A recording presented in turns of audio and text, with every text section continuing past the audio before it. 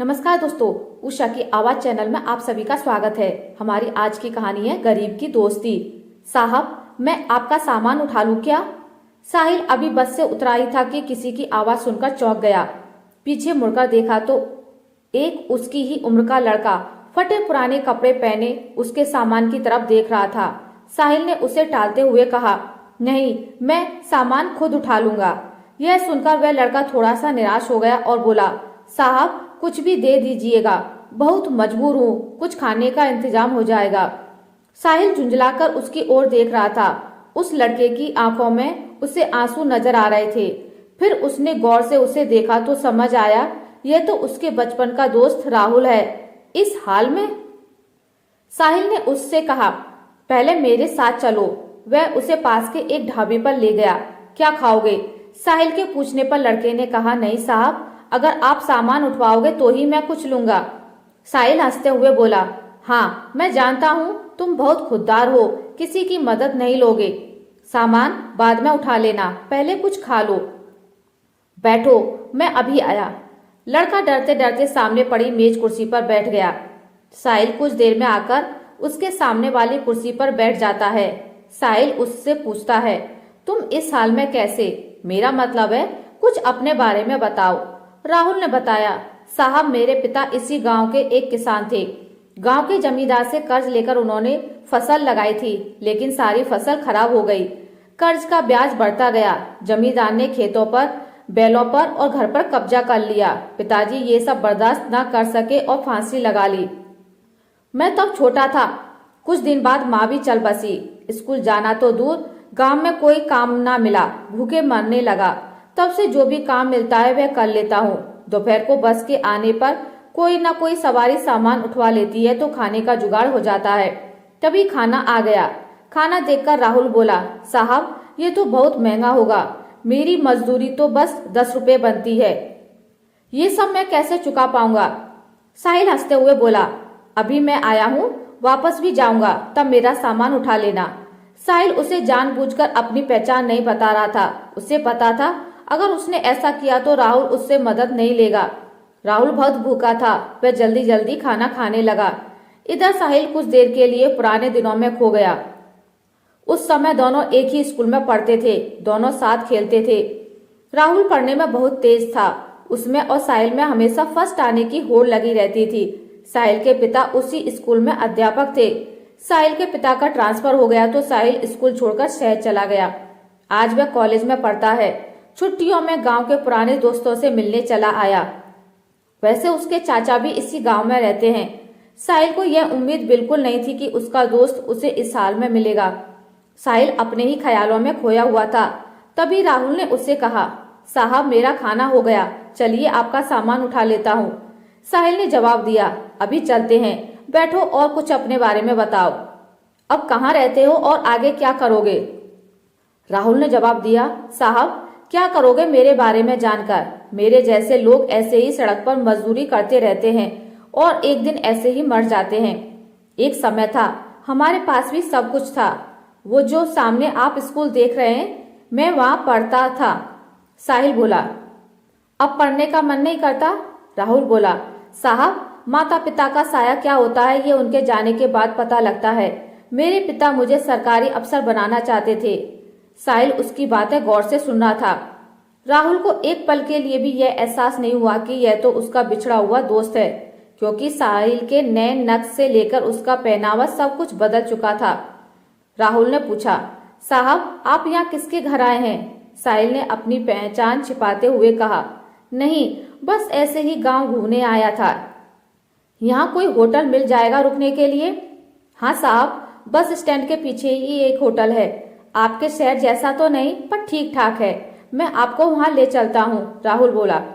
साहिल ने हाँ में सर हिलाया। राहुल सामान लेकर आगे आगे और साहिल उसके पीछे पीछे चलने लगा। कुछ ही देर में वे होटल में पहुंच गए। साहिल ने एक कमरा लिया।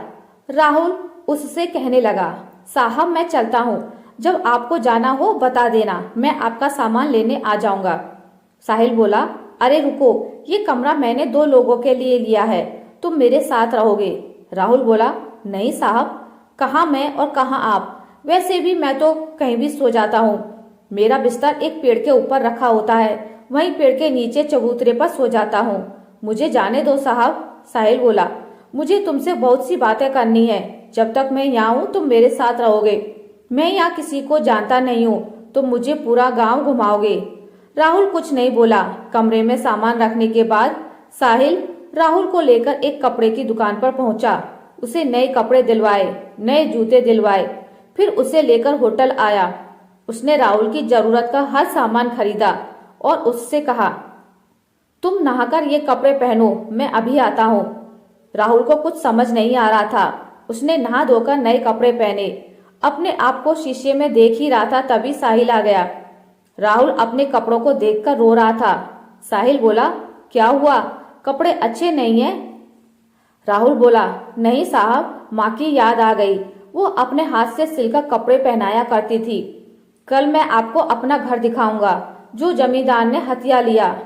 साहिल उससे बैठकर बातें करने लगा। कितना कर्जा था तुम्हारा? राहुल ने कहा, साहब सब मिलाकर 50-60 हजार था, अब तो 80-90 हजार हो गया होगा।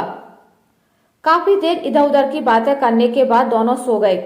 सुबह साहिल राहुल को लेकर गांव घूमने गया। वहां राहुल ने अपना घर दिखाया जो बंद था।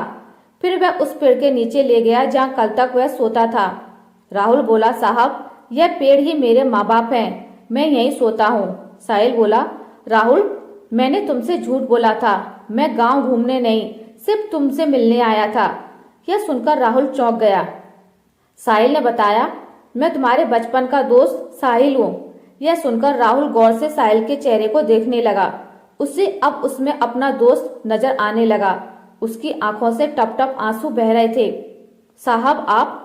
वह कुछ बोलता इससे पहले साहिल ने कहा, साहब नहीं, साहिल तुम्हारा दोस्त। राहुल कुछ बोल ना सका, बस वह एकटक साहिल को देखे जा रहा था। उसके अंदर का सैलाब अब उमड़ने लगा था। इतने सालों का दर्द उसकी आंखों से बह रहा था। आज उसका कोई अपना उससे मिलने आया, इस बात पर अभी भी उसे विश्वास नहीं हो रहा था। साहिल ने उसे चुप कराया, फिर वह उसे लेकर अपने चाचा के घर गया। साहिल के चाचा सब पहले से जानते थे। साहिल ने उनसे कुछ बात की। साहिल के चाचा एक संपन्न किसान थे।